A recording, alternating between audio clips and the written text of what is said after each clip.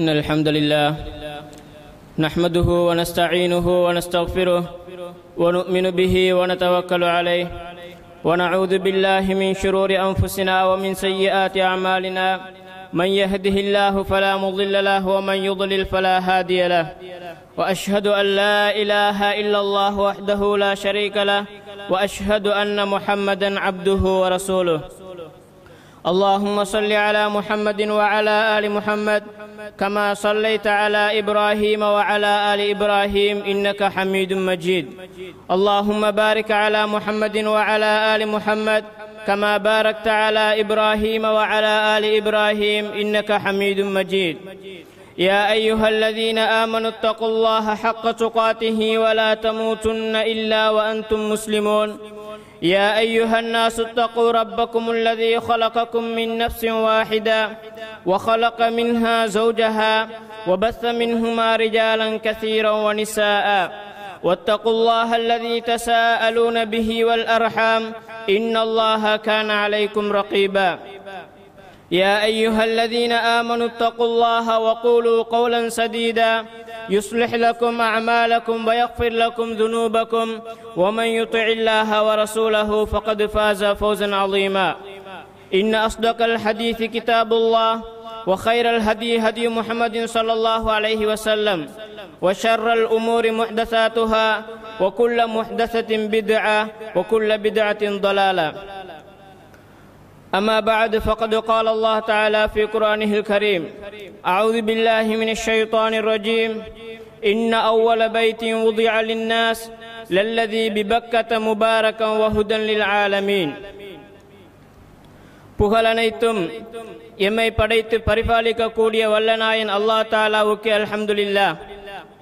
சாந்தியும் சமாதானமும் எமக்கு நேர்வழி காட்ட வந்த எம் உயிரிலும் மேலான முஹம்மது ஸல்லல்லாஹு அலைஹி வஸல்லம் அவர்கள் பேரிலேயும் அவர்களை பின்தொடர்ந்த சஹாபாக்கள் அவர்களின் குடும்பத்தார் நாளை மறுமை வரை அவர்களை பின்பற்றக்கூடிய அனைத்து நல்லடியார்கள் மீதும் உண்டாவதாக என்று கூறியதன் பின்னால் புனிதமிக்க ஜும்மா கடமையை நிறைவேற்ற வந்திருக்கும் அல்லாஹ் தஆலாவின் நல்லடியார்களே, எமது அனைத்து சந்தர்ப்பங்களிலேயும் படைத்தவன் அல்லாஹ் தஆலாவுக்கு வழிபட்டு அவனது ஏவல்களை எடுத்தும் அவனது விலக்கல்களை தவிர்ந்து கொள்ளவும் அல்லாஹ் தஆலா எங்கள் அனைவருக்கும் உதவி புரிவானாக.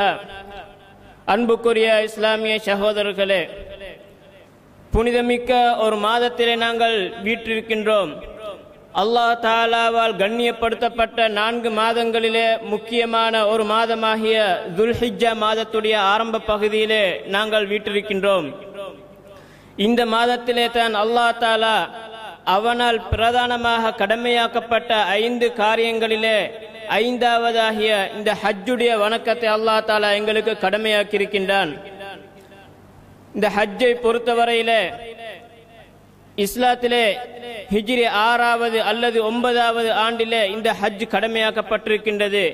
இதிலே அறிஞர்களுக்கு மத்தியிலே கருத்து வேறுபாடுகள் இருக்கின்றன. என்றாலும் இந்த கடமையாக்கப்பட்ட இந்த ஹஜ் அல்லாஹ் தஆலா அல் குர்ஆனிலேயும் நபி ஸல்லல்லாஹு அலைஹி வஸல்லம் அவர்கள் நபிமொழிகளிலேயும் பல இடங்களிலே இதனுடைய சிறப்புகள் சட்ட திட்டங்களை பற்றியெல்லாம் கூறியிருக்கின்றனர். இந்த ஹஜ்ஜை நபி ஸல்லல்லாஹு அலைஹி வஸல்லம் அவர்கள் தமது வாழ்க்கையிலே அவர்களுடைய நபித்துவத்துக்கு பின்னால் ஒரே ஒரு தடவை மாத்திரம்தான் செய்தார்கள். ஹிஜ்ரி 10வது ஆண்டு நபி ஸல்லல்லாஹு அலைஹி வஸல்லம் அவர்கள் இந்த ஹஜ்ஜை நிறைவேற்றினார்கள். என்றாலும் நபித்துவத்துக்கு முன்னால் நபி ஸல்லல்லாஹு அலைஹி வஸல்லம் அவர்கள் ஒரு ஹஜ்ஜை நிறைவேற்றியிருப்பதை நாங்கள் சஹீஹுல் புகாரியிலே பார்க்கின்றோம். ஜுபைர் இப்னு முத்இம் ரலியல்லாஹு அன்ஹு அவர்கள் சொல்கின்றார்கள், என்னுடைய ஒட்டகம் ஒன்று நான் மக்காவிலே இருக்கக்கூடிய நேரத்திலே காணாமல் போய்விட்டது. அந்த ஒட்டகத்தை நான் தேடி அரஃபா வரும் வரையிலே சென்றேன். அங்கே நபி ஸல்லல்லாஹு அலைஹி வஸல்லம் அவர்களை அந்த அரஃபாவிலே நான் கண்டுவிட்டு நான் ஆச்சரியப்பட்டேன். காரணம் என்ன தெரியுமா? ஜாஹிலியா காலத்திலே மக்கா காஃபிர்கள் குறைஷிகள் யாருமே ஹஜ்ஜுடைய வணக்கத்திலே ஹரத்தை விட்டும் வெளியே போக மாட்டார்கள். அவர்கள் அரஃபாவுக்கு போக மாட்டார்கள். முஸ்தலிஃபாவிலே அவருடைய ஹஜ்ஜுடைய வணக்கத்தை முடித்துக் கொள்வார்கள். அதே குறைஷ் வம்சத்தைச் சேர்ந்த இந்த முஹம்மது மாத்திரம் அங்கே அரஃபாவிலே போய் நிற்கின்றாரே, இந்த மக்கத்து காஃபிர்களுக்கு மாறு செய்திருக்கின்றாரே என்பதாக நான் ஆச்சரியப்பட்டேன் என்பதாக ஜுபைர் இப்னு முத்இம் ரலியல்லாஹு அன்ஹு அவர்கள் நபி ஸல்லல்லாஹு அலைஹி வஸல்லம் அவர் நபித்துவதற்கு முன்னால் செய்த அந்த ஹஜ்ஜை பற்றி கூறக்கூடிய இந்த சம்பவம் புகாரியிலே 1664வது இலக்கத்திலே பதிவு செய்யப்பட்டிருக்கின்றது. நபி ஸல்லல்லாஹு அலைஹி வஸல்லம் அவர்கள் அந்த ஹஜ் அல்லாமல் இஸ்லாமிய ஒரு ஹஜ்ஜாக நபித்துவத்திற்கு பின்னால் ஒரே ஒரு ஹஜ் தான் செய்தார்கள். அந்த ஹஜ்ஜை செய்வதற்கு முன்னால் அந்த ஹரத்தை, அந்த புனித பூமியை பரிசுத்தப்படுத்த வேண்டும் என்ற நோக்கில அதற்கு முந்தைய வருடமாகிய 9வது வருடத்திலே நபி ஸல்லல்லாஹு அலைஹி வஸல்லம் அவர்கள் அபூபக்கர் சித்திக் ரலியல்லாஹு அன்ஹு அவர்களுடைய தலைமையிலே ஒரு குழுவை அங்கே ஹஜ் செய்ய அனுப்புகின்றார்கள். ஹஜ் செய்ய அனுப்பிய நேரத்தில் 2 விடயங்களை மக்களுக்கு அறிவித்து விட்டு வருமாறும் கூறுகின்றார்கள். அதை பற்றி இமாம் புகாரி ரஹ்மத்துல்லாஹி அவர்கள் தனது சஹீஹிலே பதிவு செய்திருக்கின்றார்கள். அபூ ஹுரைரா ரலியல்லாஹு அன்ஹு அவர்கள் சொல்கின்றார்கள், நபி ஸல்லல்லாஹு அலைஹி வஸல்லம் அவர்கள் அபூபக்கர் சித்திக் ரலியல்லாஹு அன்ஹு அவர்களை தலைமை தாங்கி ஹிஜ்ரி 9 அனுப்பிய அந்த ஹஜ்ஜுடைய நேரத்தில் அபூபக்கர் சித்திக் ரலியல்லாஹு அன்ஹு அவர்கள் என்னை மக்களுக்கு மத்தியிலே அறிவிக்கும்படி கூறினார்கள். என்ன விஷயங்கள் என்றால், ஒன்று, லா யஹுஜ்ஜு பஅதல் ஆமி முஷ்ரிகுன், இந்த வருடம் தான் அல்லாஹ்வுக்கு இணை வைப்பாளர்கள், அல்லாஹ்வை இணை வைக்கக்கூடியவர்களுடைய ஹஜ் இந்த வருடம் தான் கடைசி வருடம். இதற்கு பின்னால் அல்லாஹ்வை இணை வைக்கக்கூடிய யாருமே ஹஜ் வணக்கத்தில் ஈடுபடக்கூடாது என்பதாக முதலாவது செய்தியாகவும், இரண்டாவது செய்தியாக இதற்கு பின்னால் அல்லாஹுடைய மாளிகையை அந்த மாளிகையை தவாப் செய்யக்கூடியவர்கள் யாருமே நிர்வாணமாக தவாப் செய்யக்கூடாது என்பதாக 2 விடயங்களை அறிவித்து விட்டு வருமாறு நபி ஸல்லல்லாஹு அலைஹி வஸல்லம் அவர்கள் அபூபக்கர் சித்திக் ரலியல்லாஹு அன்ஹு அவர்களுக்கு சாட்டினார்கள். அந்த விடயத்தை அபூபக்கர் சித்திக் ரலியல்லாஹு அன்ஹு அவர்கள் இன்னும் சில சஹாபாக்களை போட்டு மக்களுக்கு மத்தியிலே அதனை அறிவித்தார்கள். எங்களுக்கு தெரியும், நபி ஸல்லல்லாஹு அலைஹி வஸல்லம் அவர்களுடைய காலத்திலே அவர்கள் செய்த அந்த ஹஜ்ஜிலே பெருந்திரளான ஒரு மக்கள் கூட்டத்தை நாங்கள் பார்க்கின்றோம். இதே நிகழ்வுக்கு 23 வருடங்களுக்கு முன்னால் அதே நபி ஸல்லல்லாஹு அலைஹி வஸல்லம் அவர்கள் அதே பூமியிலே மக்காவிலேயே தனிமையாக நின்று கொண்டு தஅவா பிரச்சாரத்தை ஆரம்பித்தார்கள். அந்த நேரத்திலே அங்கே நபி அவர்களுடன் கூட இருந்த சஹாபாக்கள் ஒரு சில பேர் மாத்திரம்தான் இருந்தார்கள். அவர்கள் கூட அந்த காபாவிலே தைரியமாக நின்று தொழக்கூடிய ஒரு சந்தர்ப்பம் கூட அவர்களுக்கு கிடைக்கவில்லை. அதே நிகழ்வுக்கு 23 வருடங்களுக்கு பின்னால் இப்பொழுது நபி ஸல்லல்லாஹு அலைஹி வஸல்லம் அவர்கள் தான் ஹஜ் செய்ய போவதாக மக்களுக்கு அறிவிக்கின்றார்கள். ஹிஜ்ரி 10வது ஆண்டிலே அங்கே உலகிலே எல்லா பகுதிகளிலிருந்தும் மக்கள் கூட்டம் கூட்டமாக கிட்டத்தட்ட 1 லட்சத்துக்கு மேற்பட்ட நபித்தோழர்கள் அங்கே வந்து ஒன்று கூடுகின்றார்கள். அனைவரும் எதனை விரும்புகின்றார்கள்? நாங்கள் நபியுடன் சேர்ந்து ஹஜ் செய்ய வேண்டும், நபியை பின்பற்றி ஹஜ் செய்ய வேண்டும் என்ற அடிப்படையில் அனைத்து மக்களும் அங்கே ஒன்று கூடுகின்றார்கள். இதிலிருந்து எங்களுக்கு என்ன விளங்குகின்றது? எவ்வளவு தான் காலம் எடுத்திருந்தாலும் சத்தியம் என்பது நிச்சயமாக வெற்றி பெற்றே ஆகும் என்பதை இந்த சம்பவத்தில் எங்களுக்கு தெளிவாக விளங்குகின்றது. 23 வருடங்களுக்கு முன்னால் ஒரு சில நபர்களை அதே நபி ஸல்லல்லாஹு அலைஹி வஸல்லம் அவர்கள் அந்த மக்காவிலே அதே காபாவுக்கு பக்கத்திலே சந்தித்திருக்கின்றார்கள். இன்றைய தினம் என்ன செய்கின்றார்கள்? கிட்டத்தட்ட 1 லட்சத்துக்கு மேற்பட்ட நபித்தோழர்கள் அங்கே இருக்கின்றார்கள். அதே போன்று இந்த ஹஜ்ஜிலே நபி ஸல்லல்லாஹு அலைஹி வஸல்லம் இன்னொரு விஷயத்தை அங்கே பதிவு செய்கின்றார்கள். இந்த ஹஜ்ஜுடைய வணக்கங்கள் அனைத்தையும் நீங்கள் என்னை தொட்டும் எடுத்துக் கொள்ளுங்கள். ஏனென்றால் இந்த ஹஜ்ஜுக்கு பின்னால், இந்த வருடத்துக்கு பின்னால் நான் உங்களை இது போன்ற ஒரு இடத்திலே சந்திக்க மாட்டேன் என்பதாக ஒரு செய்தியை பதிவு செய்கின்றார்கள். அவர்களுடைய மரணம் நெருங்கிவிட்டதை அங்கே நபி அவர்கள் அறிவுறுத்துகின்றார்கள். ஆக இப்படிப்பட்ட இந்த புனிதமிக்க ஹஜ்ஜிலே நபி ஸல்லல்லாஹு அலைஹி வஸல்லம் அவர்கள் பல மக்களுக்கு மத்தியிலே சில முக்கியமான சில தகவல்களை அங்கே பதிவு செய்கின்றார்கள். பல சந்தர்ப்பங்களிலே பல பிரசங்கங்களிலே பேருரைகளை அவர்கள் நிகழ்த்துகின்றார்கள். அது போன்ற ஹுத்பாக்களிலே முக்கியமான ஒரு ஹுத்பா தான் நபி ஸல்லல்லாஹு அலைஹி வஸல்லம் அவர்கள் அரஃபா தினத்திலே அங்கே மஸ்ஜிது நபிராவுக்கு பக்கத்திலே இருக்கக்கூடிய வாதி உரனா என்ற அந்த உரனா பள்ளத்தாக்கிலே மத்தியிலே நபி அவர்கள் நிகழ்த்தினார்கள் ஒரு ஹுத்பா பேருரை. அது நபி ஸல்லல்லாஹு அலைஹி வஸல்லம் அவர்கள் அது கால வரையிலே செய்த தாவா பணியுடைய அனைத்து சுருக்கத்தையும் அங்கே அவர்கள் வடித்து கொடுக்கின்றார்கள் மக்களுக்கு. இவைகள் தான் மார்க்கம் என்பதாக அந்த ஹுத்பா பேருரை முடிந்ததும் அல்லாஹ் தஆலா ஒரு வசனத்தை இறக்குகின்றான். அல்யௌம அக்மல்து லக்கும் தீனக்கும் வ அத்மம்து அலைக்கும் நிஅமதி வ ரதீது லக்குமுல் இஸ்லாம தீனா. இன்றைய தினம் உங்களுடைய மார்க்கத்தை நான் பரிபூர்ணப்படுத்தி விட்டேன், என்னுடைய அருட்கொடைகள் எல்லாம் உங்களுக்கு நான் பரிபூர்ணப்படுத்தி விட்டேன், உங்களுக்கு நான் இஸ்லாத்தை ஒரு மார்க்கமாக பொருந்து கொண்டு விட்டேன் என்பதாக அல்லாஹ் தஆலா அந்த வசனத்தை இறக்குகின்றான். இந்த ஹுத்பாவை பொறுத்தவரையிலே நபி ஸல்லல்லாஹு அலைஹி வஸல்லம் அவர்களுடைய அந்த ஹஜ்ஜிலே செய்த ஹுத்பாக்களிலே முக்கியமான ஒரு ஹுத்பாவாக இது கணிக்கப்படுகின்றது. இதே போன்று துல்ஹஜ் மாதம் 10வது தினம், அதாவது பெருநாள் தினத்திலேயும் நபி ஸல்லல்லாஹு அலைஹி வஸல்லம் அவர்கள் மினாவிலே சில சந்தர்ப்பங்களிலே அங்கே பிரசங்கங்கள் நிகழ்த்தினார்கள். இந்த அரஃபாவிலே நிகழ்த்திய அந்த பேருரையிலே நபி ஸல்லல்லாஹு அலைஹி வஸல்லம் அவர்கள் சில முக்கியமான விஷயங்களை சுட்டிக்காட்டுகின்றார்கள். முதலாவதாக ஆரம்பிக்கின்றார்கள், இன்ன திமாஅக்கும் வ அம்பாலக்கும் ஹராமுன் அலைக்கும் கஹுர்மத் யோமிக்கும் ஹாதா ஃபீ ஷஹரிக்கும் ஹாதா ஃபீ பலதிக்கும் ஹாதா. அந்த மக்களை பார்த்து கூறுகின்றார்கள், நீங்கள் இந்த ஊரை, இந்த தினத்தை, இந்த மாதத்தை நீங்கள் எவ்வாறு மதிக்கின்றீர்களோ, புனிதப்படுத்துகின்றீர்களோ, அதே போன்ற ஒரு புனிதத்துவம் உங்களுடைய சொத்துக்களுக்கும் உங்களுடைய உயிர்களுக்கும் இருக்கின்றன என்பதாக நபி ஸல்லல்லாஹு அலைஹி வஸல்லம் அவர்கள் சொல்கின்றார்கள். அடுத்ததாக சொல்கின்றார்கள், அலா வ இன்ன குல்ல ஷைஇன் மின் அம்ரில் ஜாஹிலியத்தி தஹ்த கதமி ஹாதைனி மௌது. இந்த ஜாஹிலியா காலத்துடைய எல்லா பழக்க வழக்கங்களும், மூட நம்பிக்கைகள் இருந்து அனைத்து பழக்க வழக்கங்களும் என்னுடைய இந்த 2 கால்களுக்கு கீழால் இருக்கின்றன. எனவே ஜாஹிலியா காலத்துடைய எந்த ஒரு பழக்க வழக்கங்களும் இதற்கு பின்னால் இருக்கக்கூடாது என்பதாக சொல்லிவிட்டு சொல்கின்றார்கள், அதே போன்று ஜாஹிலியா காலத்திலே நடத்தப்பட்ட சில கொலைகளுக்காக பழிவாங்கக்கூடிய அந்த பழிவாங்குதல்கள் இன்றைய தினம் நான் தள்ளுபடி செய்து விடுகின்றேன் என்பதாக நபி அவர்கள் பிரகடனப்படுத்துகின்றார்கள். அன்றைய தினத்துக்கு முன்னால் அந்த ஜாஹிலியாவில் நடத்தப்பட்ட கொலைகளுக்காக வேண்டி அங்கே பழிக்கு பழி வாங்க காத்து கொண்டிருப்பவர்களை நபி ஸல்லல்லாஹு அலைஹி வஸல்லம் அவர்கள் அதனை தள்ளுபடி செய்யுமாறு பணிக்கின்றார்கள். சொல்லிவிட்டு அவர்கள் மாத்திரம் நிற்காமல் முதலாவதாக அவர்களுடைய குடும்பத்திலிருந்து முதலாவது அவர்கள் தள்ளுபடி செய்கின்றார்கள். முதலாவதாக எங்களுடைய குடும்பத்திலே நாங்கள் வாங்க வேண்டிய பழிவாங்குதலை நாங்கள் முதலாவதாக தள்ளுபடி செய்கின்றோம். தமு இப்னு ரபியத் பின் ஹாரிஸ் பின் அப்துல் முத்தலிப், அப்துல் முத்தலிபுடைய மகன், அதாவது நபி ஸல்லல்லாஹு அலைஹி வஸல்லமுடைய பாட்டன் அப்துல் முத்தலிபுடைய மகன் ரபியத்துல் ஹாரிஸ், அவருடைய மகன் அங்கே கொலை செய்யப்படுகின்ற ஒரு சந்தர்ப்பத்திலே ஹுதைல் கோத்திரம் என்ற அந்த கோத்திரத்திலே சேர்ந்த ஒருவர் அங்கே கொலை செய்து விடுகின்றார்கள். ஜாஹிலியா காலத்திலே அதனுடைய பழிக்கு பழிவாங்குதல் இதுவரை வரையில இருந்து கொண்டிருந்தது. நபி ஸல்லல்லாஹு அலைஹி வஸல்லம் சொன்னார்கள், முதலாவதாக எங்களுடைய இந்த உரிமையை நாங்கள் அங்கே தள்ளுபடி செய்து விடுகின்றோம் என்பதாக முதலாவது தனது குடும்பத்திலிருந்து ஆரம்பித்து விடுகின்றார்கள். தொடர்ந்து சொல்கின்றார்கள், அதே போன்று ஜாஹிலியா காலத்தில் எடுக்கப்பட்ட வட்டிகள் எல்லாம் இன்றைய தினத்திலிருந்து அனைத்துமே தள்ளுபடி செய்யப்பட்டு விடுகின்றன. முதலாவதாக எங்களுடைய குடும்பத்துடைய வட்டியை நாங்கள் தள்ளுபடி செய்கின்றோம்.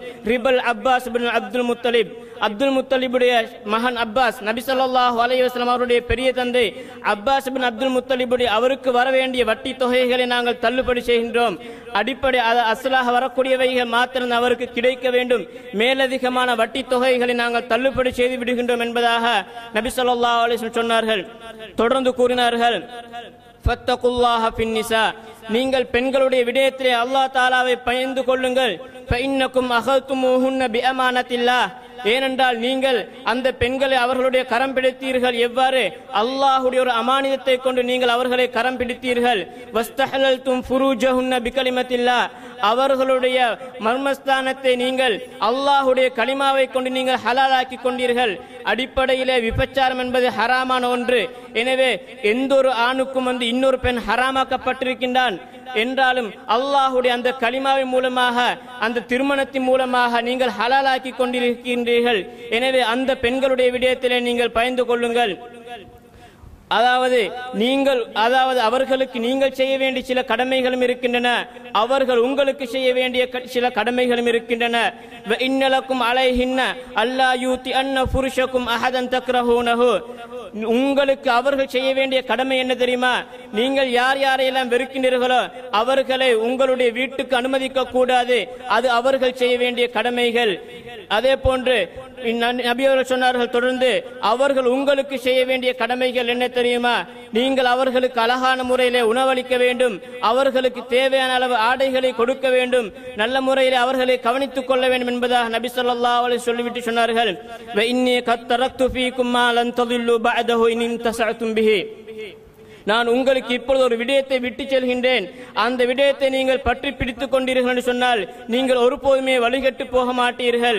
சொல்லிவிட்டு சொன்னார்கள், கிதாபுல்லாஹ், அல்லாஹ்வுடைய வேதத்தை நான் உங்களுக்கு விட்டு செல்கின்றேன், அதனை நீங்கள் பற்றி பிடித்தீர்கள் என்று சொன்னால் நீங்கள் ஒருபோதுமே வழி தவற மாட்டீர்கள் என்று சொல்லிவிட்டு நபிகள் சொன்னார்கள், வ அன்தும் துஸ்அலூன அன்னி, நீங்கள் நாளை மறுமையிலே என்னை பற்றி வினவப்படுவீர்கள், என்னை பற்றி கேட்கப்படுவீர்கள். ஃபமா அன்தும் காயிலூன், நீங்கள் என்ன சொல்வீர்கள் என்பதாக நபி அவர்கள் அந்த மக்களை பார்த்து கேட்டார்கள்.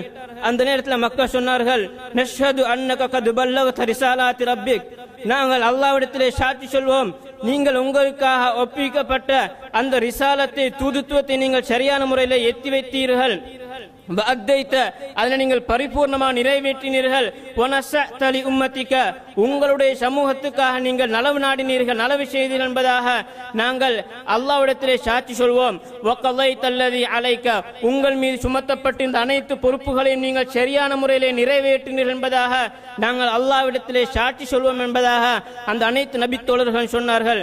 அந்த நேரத்தில் நபி ஸல்லல்லாஹு அலைஹி வஸல்லம் அவர்கள் தனது விரலை உயர்த்தினார்கள், வானத்தின் பக்கம் உயர்த்திவிட்டு மக்களை பார்த்து சொன்னார்கள், அல்லாஹும்ம ஷஹத் அல்லாஹும்ம ஷஹத் அல்லாஹும்ம ஷஹத் என்பதாக 3 தடவைகள், யா அல்லாஹ் நீயே, இதோ இவர்கள் என்னை பற்றி சாக்கி சொல்கின்றார்கள், இதற்கு நீயே சாக்கியா இருந்து கொள் என்பதாக 3 தடவை நபி அவர்கள் வானத்தின் பக்கம் அல்லாஹ்வின் பக்கம் உயர்த்திவிட்டு மக்களை சுட்டி காட்டினார்கள்.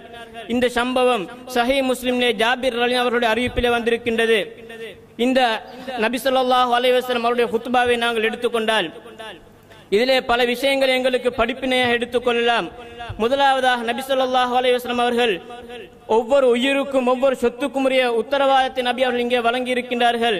இந்த ஒவ்வொரு மனிதனுடைய உயிரும் அவருடைய சொத்தும் எந்த அளவு பெருமதி மிக்கது என்பதை நபி அவர்கள் சுட்டிக்காட்டுகின்றார்கள். எங்களுக்கு தெரியும், இந்த அல்லாஹ் தஆலா மாதங்களை கண்ணியப்படுத்தியிருக்கின்றான். அந்த மாதங்களிலே 4 மாதங்களை புனித மாதங்களாக வைத்திருக்கின்றான். அந்த புனித மாதங்கள் ஜாஹிலியா காலத்திலேயும் புனிதத்துவமாக கருதப்பட்டது. எனவே தான் நபி அவர்கள் சொன்னார்கள், அவர்களே மதிக்கக்கூடிய அந்த நகரம், அந்த மாதம், அதே தினம், அந்த தினத்தை பற்றி நபி அவர்கள் சொன்னார்கள், இந்த தினத்திலே, இந்த மாதத்திலே, இந்த இடம், இதெல்லாம் எவ்வளவு புனிதமானதோ அதே போன்ற ஒரு புனிதமான ஒரு விடயம் தான் ஒவ்வொரு மனிதனுடைய உயிர் என்பதாக நபி அவர்கள் சொன்னார்கள். அல்லாஹ் தஆலா அல் குர்ஆனிலே சொல்கின்றான், வலா தக்துலுன் நஃப்ஸல்லதி ஹர்ரமல்லாஹு இல்லா பில் ஹக், அல்லாஹ் தஆலா ஹராமாக்கி இருக்கக்கூடிய, புனிதப்படுத்தி இருக்கக்கூடிய எந்த ஒரு உயிரையும் அதனுடைய உரிமை இல்லாமல் கொலை செய்ய வேண்டாம் என்பதை அல் குர்ஆனில் அல்லாஹ் தஆலா சொல்லுகின்றான். அதே போல் நபி அவர்கள் சொன்னார்கள், லா யஹில்லு தம் இம்ரிஇன் முஸ்லிமின் இல்லா பிஹதா ஸலாத், எந்த ஒரு முஸ்லிமுடைய உயிரும் 3 விடயங்களை தவிர யாருக்குமே ஹலாலாக மாட்டாது. அந்நஃப்ஸு பின்னஃப்ஸ், கொலைக்கு கொலை பழி வாங்குவது, வஸ்ஸைபு ஸானி, அதே போன்று திருமணம் முடித்த ஒருவன் விபச்சாரம் செய்தால் அவனை கொலை செய்ய வேண்டும். அடுத்ததாக இஸ்லாமிய சமூகத்தை விட்டும் பிரிந்து சென்று முர்த்தத்தான ஒருவன், இந்த 3 பேரை தவிர யாரையும் கொலை செய்யக்கூடாது என்பதாக நபி அவர்கள் ஒரு ஹதீஸிலே சொல்லியிருக்கின்றார்கள். எந்த அளவுக்கு நபி ஸல்லல்லாஹு அலைஹி வஸல்லம் அவர்கள் இந்த மனிதர்களுடைய உயிரை மதித்திருக்கின்றார்கள் சொன்னால், அவர்கள் யுத்தத்துக்கு படைகளை அனுப்பக்கூடிய நேரத்திலே கூட அவர்கள் சொல்லி அனுப்புவார்கள், எந்த ஒரு வயோதிபர்களையோ பெண்களையோ சிறு பிள்ளைகளையோ கொலை செய்ய வேண்டாம் என்பது சொல்லிவிட்டு, அது மாத்திரமல்லாமல் இஸ்லாமிய சட்ட முறைப்படி என்ன தெரியுமா, களத்திலே யாரெல்லாம் காஃபிர்களுடன் யுத்தம் செய்வதாக இருந்தாலும் கூட அந்த யுத்த களத்திலே யாரெல்லாம் போரிடுகின்றார்களோ அவர்களை தான் கொலை செய்ய வேண்டுமே தவிர அப்பாவி பொதுமக்களை கொலை செய்யக்கூடாது என்பதாக அல்லாஹ் தஆலா, அதாவது இந்த இஸ்லாமிய சமூகத்திலே சட்டத்தை வைத்திருக்கின்றான். அவ்வாறு காஃபிர்களிலேயே அப்பாவி மக்களை கொலை செய்ய முடியாது என்று சொன்னால் எங்களுடைய முஸ்லிம்களுடைய அந்த அப்பாவி மக்களை எவ்வாறு கொலை செய்ய முடியும்? இன்று நாங்கள் சர்வசாதாரணமாக பார்க்கின்றோம். நபி ஸல்லல்லாஹு அலைஹி வஸல்லம் அவர்களுடைய இந்த ஹதீஸை அவர்கள் ஒழுங்கான முறையிலே பார்த்தார்கள் சொன்னால், அதனை சரியான முறையிலே நடைமுறைப்படுத்தினார்கள் சொன்னால் இந்த அனைத்து முஸ்லிம்களுடைய உயிர்களுக்கும் உத்தரவாதம் இருக்கின்றது என்பதை நாங்கள் விளங்கிக் கொள்ளலாம். அதே போன்றுதான் நபி ஸல்லல்லாஹு அலைஹி வஸல்லம் அவர்கள் ஒவ்வொரு மனிதனுடைய சொத்துக்களுக்கும் உத்தரவாதம் கொடுத்திருக்கின்றார்கள்.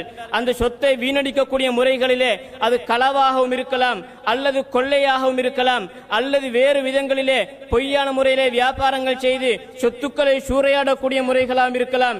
அனைத்து முறைகளுமே நபி ஸல்லல்லாஹு அலைஹி வஸல்லம் அவர்கள் தடை செய்திருக்கின்றார்கள். அதே போன்று நபி அவர்களுடைய இந்த சம்பவத்தை நாங்கள் இந்த குத்பாவை பார்த்தால் அதில் இன்னொரு முக்கியமான விடயத்தை அவர்கள் சுட்டி காட்டியிருக்கின்றார்கள்.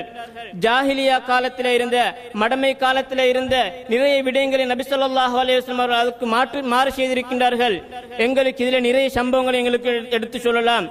உதாரணத்துக்காக சொல்வதாக இருந்தால், ஏற்கனவே நான் குத்பாவுடைய ஆரம்பத்திலே சொன்னேன், ஜுபைர் இப்னு முத்இம் ரலியல்லாஹு அன்ஹு அவர்கள் நபி ஸல்லல்லாஹு அலைஹி வஸல்லம் அவர்கள் நபித்துவத்துக்கு முன்னால் அதாவது ஒரு ஹஜ் செய்தார்கள்.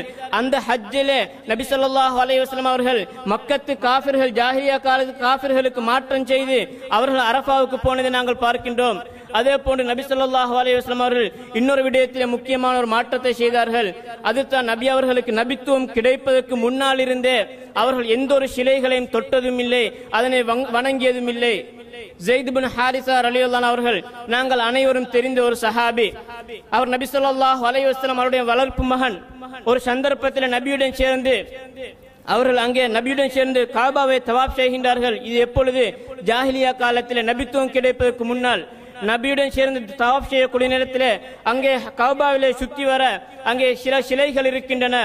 ஸைத் இப்னு ஹாரிஸா என்ன செய்கின்றார்கள்? ஒரு சந்தர்ப்பத்தில் அதில் ஒரு சிலையை தொட்டு விடுகின்றார்கள். அப்பொழுது நபி ஸல்லல்லாஹு அலைஹி வஸல்லம் அவர்கள் அவர்களுடைய கையை தட்டி விடுகின்றார்கள். இப்பொழுது ஸைத் இப்னு ஹாரிஸா கூறுகின்றார்கள், நான் பார்த்தேன், இன்னொரு முறை அதனை நான் பிடித்தேன். ஏன் தெரியுமா? இது உண்மையிலே நபி அவர்கள் தடை செய்கின்றார்களா என்பதை பார்ப்பதற்காக வேண்டி இன்னொரு தடவை நான் அந்த சிலையை பிடித்தேன். மீண்டும் நபி ஸல்லல்லாஹு அலைஹி வஸல்லம் அவர்கள் அதை என்னுடைய கையை தட்டிவிட்டு வேண்டாம் என்று சொன்னார்கள் என்பதாக ஸைத் இப்னு ஹாரிஸா ரலியல்லாஹு அன்ஹு சொல்லிவிட்டு சொன்னார்கள். நபித்துவத்துக்கு முன்னாலேயே நபி ஸல்லல்லாஹு அலைஹி வஸல்லம் அவர்கள் எந்த சிலைகளையும் தொட்டதில்லை. இது போன்று நிறைய விஷயங்கள் எங்களுக்கு பார்க்கலாம். ஜாஹிலியா காலத்திலேயே அவர்களுடைய சில கொள்கைகளை சில பழக்க வழக்கங்கள் நபி அவர்கள் மாறு செய்திருக்கின்றார்கள்.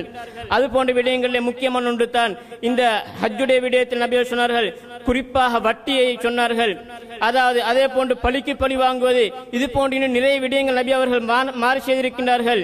இந்த விஷயங்களில் நபி அவர்கள் ஒரு முன்னுதாரணமாக எங்களுக்கு திகழ்ந்திருக்கின்றார்கள். அவர்களாகவே முதலாவதாக தனது குடும்பத்துக்கு வர வேண்டிய சொத்துக்கள், தனது குடும்பத்திலிருந்து பழி தீர்க்கப்பட வேண்டிய விஷயங்களை முதலாவதாக தள்ளுபடி செய்கின்றார்கள். இதிலிருந்து நாங்கள் பெற வேண்டிய படிப்பினை என்ன தெரியுமா?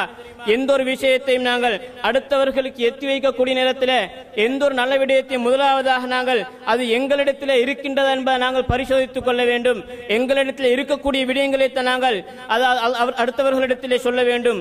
அல்லாஹ் தஆலா சொல்கின்றான், அத்தமுரூன அன்னாஸ பில் பிர்ரி வ தன்ஸௌன அன்ஃபுஸகும் வ அன்தும் தத்லூனல் கிதாப். நீங்கள் மக்களுக்கு நல்ல விஷயத்தை ஏவுகின்றீர்கள், உங்களை நீங்கள் மறந்து கொண்டு இந்த வேதத்தை ஓதிக்கொண்டே உங்களை நீங்கள் மறந்துவிட்டு மக்களுக்கு நீங்கள் நல்ல விஷயங்களை சொல்கின்றீர்களா என்பதாக அல்லாஹ் தஆலா கேட்கின்றான்.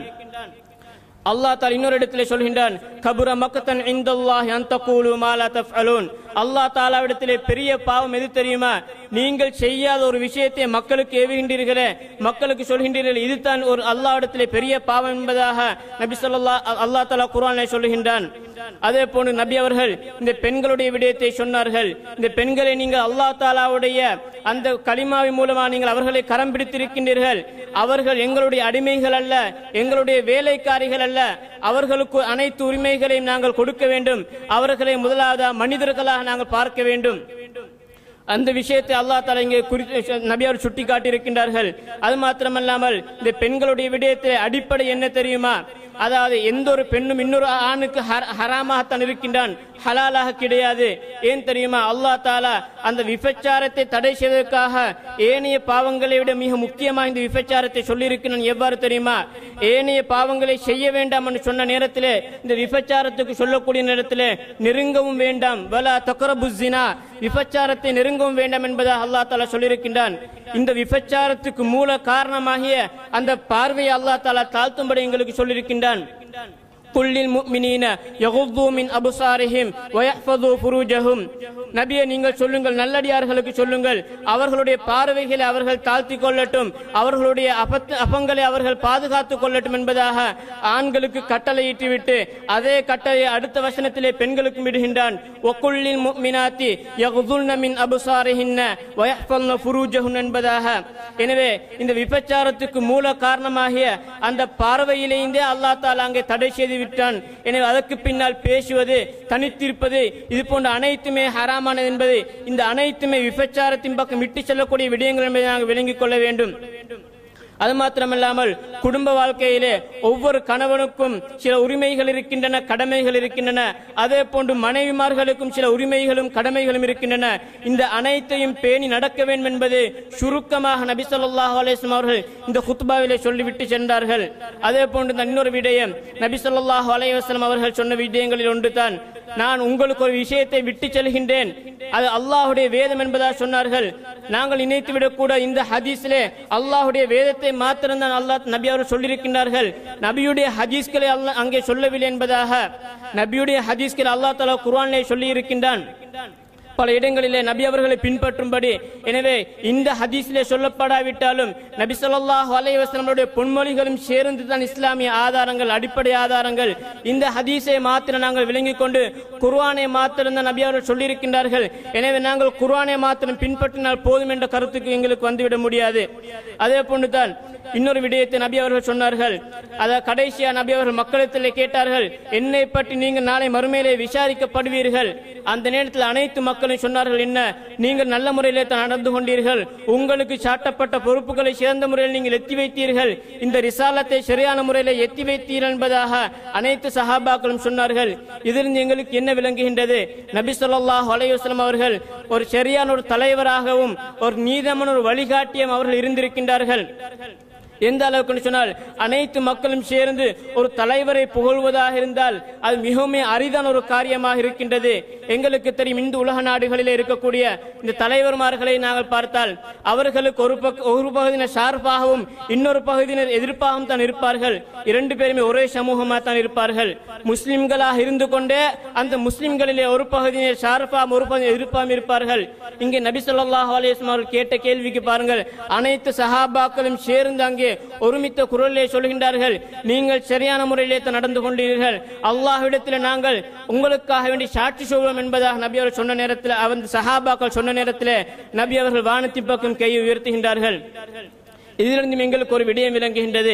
அடிப்படையிலே இஸ்லாமிய அகீதாவிலே அல்லாஹ் தஆலா எங்கே இருக்கின்றார் என்ற விடயத்தை நபி அவர்கள் இங்கே தெளிவுபடுத்தி காட்டுகின்றார்கள். வானத்தின் பக்கம் கையை உயர்த்திய மூலமாக அல்லாஹ் தஆலா பூமியிலே எங்கேயும் கிடையாது, அல்லாஹ் தஆலா வானத்துக்கு மேலே தான் இருக்கின்றார் என்பதை இந்த நபிமொழி எங்களுக்கு விளங்குகின்றது. இன்று சில இடங்களில் சொல்வதை போன்று அல்லாஹ் தஆலா எங்கேயும் இருக்கின்றார் என்பதாகவோ அல்லாஹ் தஆலா எங்கேயும் இல்லை, இந்த பூமியிலேயும் இல்லை, வானத்திலேயும் இல்லை, உலகத்திலேயே இல்லை என்பதாகவும் இது போன்ற கருத்துக்கள் நாங்கள் கேள்விப்படுகின்றோம். ஆனால் இந்த ஹதீஸ்ல நபி அவர்கள் தெளிவாக அதாவது சுட்டிக்காட்டுகின்றார்கள் வானத்தின் பக்கம். அல்லாஹ் தஆலா அல் குர்ஆனில் எவ்வாறு சொல்கின்றான், அமின்தும் மன் ஃபிஸ் ஸமா, அதாவது நீங்கள் வானத்தில் இருப்பவனை நீங்கள் நிராசை அடைந்து விட்டீர்களா, நம்பிக்கையிலிருந்து விட்டீர்களா என்பதை அல்லாஹ் தஆலா கேட்கின்றான். அதே போன்று நபி ஸல்லல்லாஹு அலைஹி வஸல்லம் அவர்கள் இன்னொரு சந்தர்ப்பத்திலே ஒரு அடிமையை விடுதலை செய்வதற்காக ஒரு சஹாபி கூட்டி வந்த நேரத்தில் அந்த அடிமை பெண்ணிடத்திலே கேட்கின்றார்கள், அதாவது ஐன் அல்லாஹ் தஆலா எங்கே இருக்கிறான் கேட்ட நேரத்தில் அந்த பெண்மணி என்ன செய்கின்றார்கள், அங்கே வானத்திலே கையை உயர்த்தி காட்டினால் வானத்தில் இருக்கிறேன் என்பதாக. திருப்பி மீண்டும் கேட்டார்கள், மன் அன, நான் யார் என்று கேட்ட நேரத்தில் அல்லாஹ்வுடைய தூதர் என்று சொன்ன நேரத்தில் நபி அவர்கள் சொன்னார்கள், அஅதிக்ஹா ஃபைன்னஹா முஃமினா, அந்த பெண் ஈமான் கொண்டு விட்டால் எனவே நீங்கள் அந்த பெண்ணை நீங்கள் விடுதலை செய்யுங்கள் என்பதாக நபி அவர்கள் சொன்னார். இந்த ஹதீஸ் மூலமாகவும் அல்லாஹ் தஆலா இந்த பூமியில எங்கேயும் இல்லை, அல்லாஹ் தஆலா வானத்துக்கு மேலே அரிசிக்கு மேலே தான் இருக்கின்ற என்ற விஷயம் எங்களுக்கு விளங்குகின்றது. எனவே இது போன்ற இந்த நபி அவருடைய இந்த குத்பாவை நாங்கள் சிறந்த முறையிலே விளங்கி அதன் மூலமாக நாங்கள் செயல்பட வல்ல ரஹ்மான் நம் அனைவருக்கும் துணை புரிவானாக. அகூலு கௌலி ஹாதா வ அஸ்தக்ஃபிருல்லாஹ லி வ லக்கும் வ லி ஜமீஇல் முஸ்லிமீன மின் குல்லி தம் ஃபஸ்தக்ஃபிருஹு இன்னஹு ஹுவல் கஃபூருர் ரஹீம்.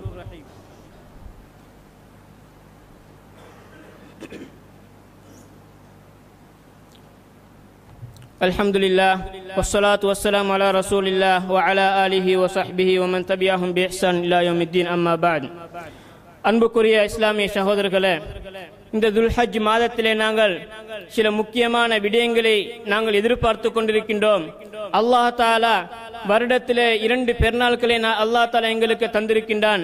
அதிலே ஒன்று நோன்பு பெருநாள், இரண்டாவது பெருநாளை நாங்கள் எதிர்பார்த்து கொண்டிருக்கின்றோம்.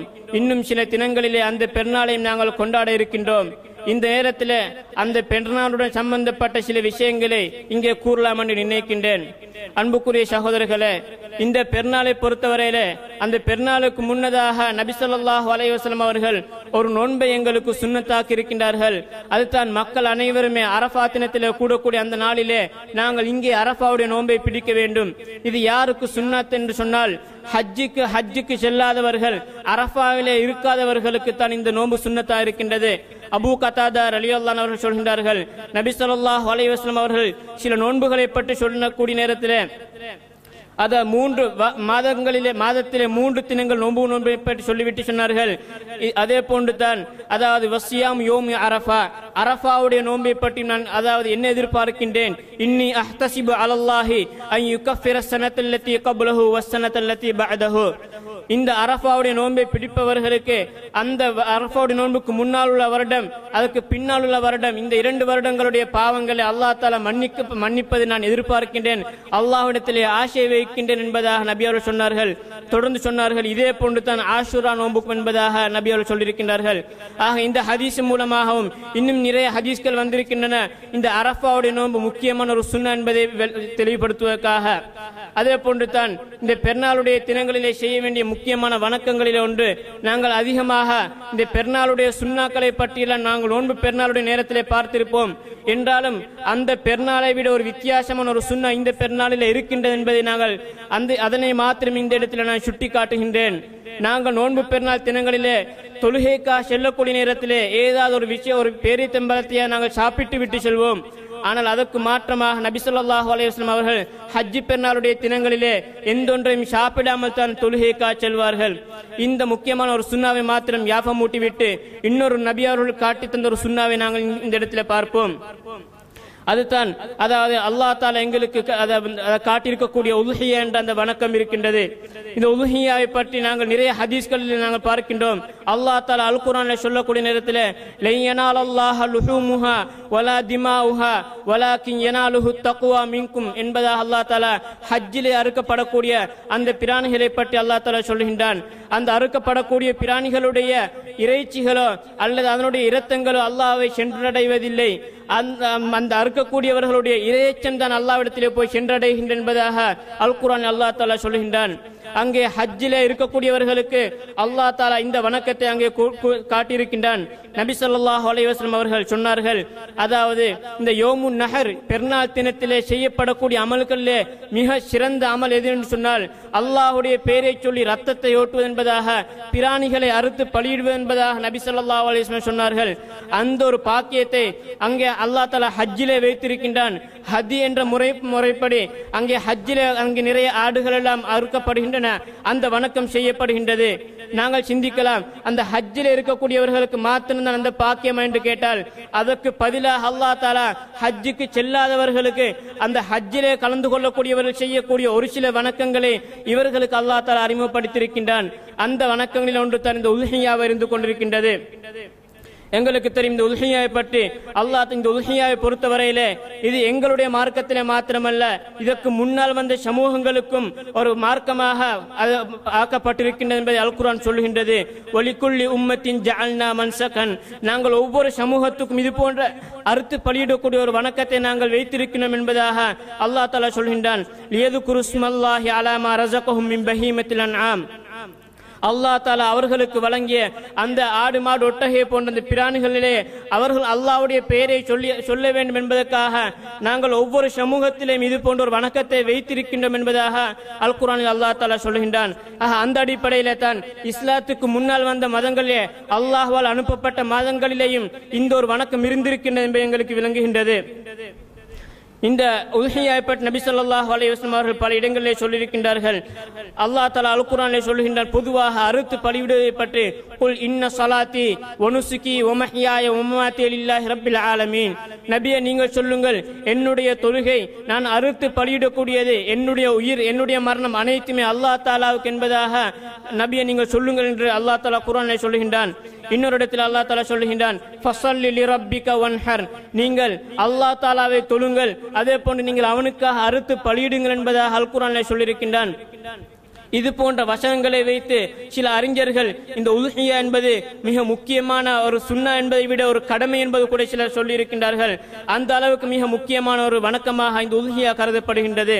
இந்த உல்ஹியாவை பற்றி நபி ஸல்லல்லாஹு அலைஹி வஸல்லம் சொன்னார்கள், இந்த உல்ஹியாவுடைய அந்த நாங்கள் அறுக்கக்கூடிய அந்த பிராணியுடைய இரத்தம் அங்கே கீழே சொட்டுவதற்கு முன்னால் அல்லாஹ் தஆலாவிடத்தில் அதற்கு ஒரு இடத்தை அங்கே தக்க வைத்துக் கொள்கின்றது என்பதாக நபி ஸல்லல்லாஹு அலைஹி வஸல்லம் சொன்ன அந்த ஹதீஸ் அபூ தாவூத், திர்மிதி, நசாய் போன்ற கிரந்தங்களிலே பதிவு செய்யப்பட்டிருக்கின்றன.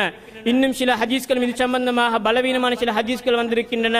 உல்ஹியாவுடைய அந்த அறுக்கக்கூடிய பிராணியுடைய முதலாவது இரத்தம் அங்கே பூமியை தொடுவதற்கு முன்னால் அவனுடைய பாவங்கள் அனைத்து மன்னிக்கப்பட்டு விடுகின்றன என்பதாக ஒரு ஹதீஸ் வந்திருக்கின்றது.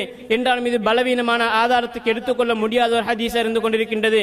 என்றாலும் அல்லாஹ் தஆலா அதுக்கு ஒரு சிறப்பை வைத்திருக்கின்றன. நான் மேலே சொல்லி காட்டிய அந்த சஹீஹான ஹதீஸிலே அந்த பூமியிலே ஒரு சொட்டு முதலாவது சொட்டு இரத்தம் வடிவதற்கு முன்னாலேயே அல்லாஹ் தஆலாவிடத்தில் அதுக்கு ஒரு இடத்தை எடுத்துக் கொள்கின்றோம் என்பதாக நபி ஸல்லல்லாஹு அலைஹி வஸல்லம் சொல்லியிருக்கின்றார்கள்.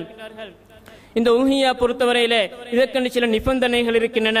அந்த நிபந்தனைகளில் முக்கியமான என்ன சொன்னால், அதான் நபி ஸல்லல்லாஹு அலைஹி வஸல்லம் காட்டி தந்த அந்த பிராணிகளை மாத்திரம் நாங்கள் அறுக்க வேண்டும். அவைகள் ஆடு, மாடு, அதே போன்ற ஒட்டகை. இது அல்லாமல் நாங்கள் அல்லாஹ்வை நெருங்க வேண்டும் என்ற நோக்கத்திலே நாங்கள் இதைவிட பெருமதி மிக்க ஒரு பிராணியை நாங்கள் எடுத்து அறுத்தோம் என்று சொன்னால் அது அங்கே உல்ஹியாவாக நிறைவேற்றப்பட மாட்டாது. உதாரணத்துக்காக சொல்வதாக இருந்தால், இன்று எமது சமூகத்திலே, அதாவது உதாரணத்துக்கு இந்த ஒட்டகத்தை விட விலை கூடிய ஒன்று தான் குதிரை என்பது. இந்த குதிரையை நாங்கள் அல்லாஹ்வுக்காக அறுத்து பலியிட்டால் அது அங்கே ஏற்றுக்கொள்ளப்பட மாட்டாது. காரணம் என்ன? நபி ஸல்லல்லாஹு அலைஹி வஸல்லம் அவர்கள் இந்த மூன்றை எங்களுக்கு காட்டி தந்திருக்கின்றார்கள். இரண்டாவது நிபந்தனையாக அந்த உல்ஹியாவுடைய அந்த பிராணிகளுக்கு நபி ஸல்லல்லாஹு அலைஹி வஸல்லம் அவர்கள் நிர்ணயித்திருக்கக்கூடிய அந்த வயதை அடைந்திருக்க வேண்டும். நபி அவர்கள் ஒரு ஹதீஸ்ல சொன்னார்கள், அதாவது நீங்கள் மாட்டை அறுக்கக்கூடிய நேரத்தில் அதனுடைய தக்க ஒரு வயதை பூர்த்தியாவதற்கு முன்னால் நீங்கள் அறுக்க வேண்டாம் என்பதாக நபி அவர்கள் சொல்லியிருக்கின்றார்கள். எனவே ஒரு ஒட்டகத்துக்கு அதனுடைய வயதாக நபி அவர்கள் 5 வருடங்களை நிர்ணயித்திருக்கின்றார்கள். ஒரு மாட்டுக்கு 1 வருடத்தை 2 வருடத்தை நிர்ணயித்திருக்கின்றார்கள். அதே போன்று ஒரு ஆட்டுக்கு 1 வருடத்தையும் செம்மறி ஆட்டுக்கு 6 மாதங்கள் நபி அவர் நிர்ணயித்திருக்கின்றார்கள். இதற்கு குறைந்த அளவில் இருக்கக்கூடிய வயதுடைய எந்த ஒரு பிராணிகளையும் எங்களுக்கு அறுக்க முடியாது. அவ்வாறு அறுத்தால் அது உல்ஹியாவா செல்லுபடியாக மாட்டாது. அடுத்தது ஒரு நிபந்தனையாக அந்த அறுக்கப்படக்கூடிய பிராணிகளிலே எந்த ஒரு குறைபாடுகளும் இருக்கக்கூடாது. நபி ஸல்லல்லாஹு அலைஹி வஸல்லம் ஒரு முறை சொன்னார்கள், 4 விதமான பிராணிகள் அறுக்கப்படக்கூடாது. அதில் முதலாவதாக அதாவது தெளிவாக தெரியக்கூடிய அளவுக்கு, எங்களுக்கு பார்த்தாலே விளங்கக்கூடிய அளவுக்கு தெளிவான ஒரு குருடான ஒரு ஆடு அல்ல பிராணிகள், கண் குருடான ஒரு பிராணியை நாங்கள் அறுக்க முடியாது. அதே போன்று கால் நொண்டியான பிராணிகள், அதே போன்று தெளிவாக அந்த பிராணியிலே ஏதாவது ஒரு நோய் இருக்கின்றது, தொழுநோய் போன்ற பரவக்கூடிய நோய்கள் இருக்கின்றன. இது போன்ற நோய்களின் மூலமாக இறைச்சிகள் கூட அதனுடைய சில நேரத்திலே பழுதடையலாம். இது போன்ற அந்த பிராணிகளை அறுக்க முடியாது. வயது வயந்த மிக கிழட்டு வயதுடைய ஒரு பிராணியை கூட எங்களுக்கு அறுக்க முடியாது என்பதாக 4 விதமான விஷயங்கள் நபியார்கள் சொல்லியிருக்கின்றார்கள். அதே போன்று தான் அந்த உல்ஹியாவை அதனுடைய உரிய நேரத்திலே நாங்கள் கொடுக்க வேண்டும். அந்த நேரத்துக்கு முன்னால் கொடுத்தால் அது உல்ஹியாவா கருதப்பட மாட்டாது. ஜுந்துப் இப்னு சுஃபியான் ரலியல்லாஹு அன்ஹு சொல்கின்றார்கள், நான் நபி ஸல்லல்லாஹு அலைஹி வஸல்லம் அவர்களுடன் சேர்ந்து ஒரு சந்தர்ப்பத்திலே அந்த ஈதுல் அல்ஹா தொழுகைக்காக நான் அங்கே சமூகம் அளித்திருந்தேன். நபி அவர்கள் அங்கே தொழுகை முடித்த உடனே திரும்பி பார்க்கின்றார்கள், அங்கே ஒரு ஆடு அறுக்கப்பட்டிருக்கின்றது. அதனை பார்த்து நபி அவர்கள் சொன்னார்கள், மன் தபஹ கப்ல ஸலாத்தி ஃபல்யத்பஹ் ஷாத்தன் மகானஹா. யார் இந்த தொழுகைக்கு முன்னால் இந்த யாராவது ஒருவர் அறுத்திருந்தால் சொன்னால் அந்த ஆட்டுக்கு பதிலாக தொழுகைக்கு பின்னால் இன்னொரு ஆட்டை அறுத்து விடுங்கள். ஏற்கனவே அறுக்கப்பட்ட ஆடு உல்ஹியாவா செல்லுபடியாக மாட்டாது என்பதாக நபி ஸல்லல்லாஹு அலைஹி வஸல்லம் சொன்னார்கள்.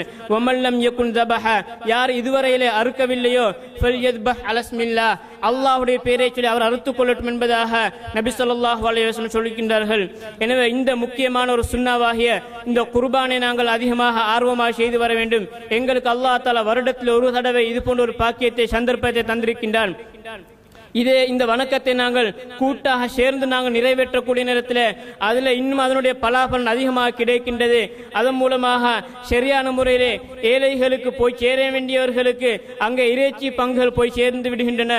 எனவே அந்த முறையை நாங்கள் கடைபிடித்தோம் என்று சொன்னால் அது இன்னும் மிகவும் சிறந்த ஒன்றாக இருந்து கொண்டிருக்கின்றது.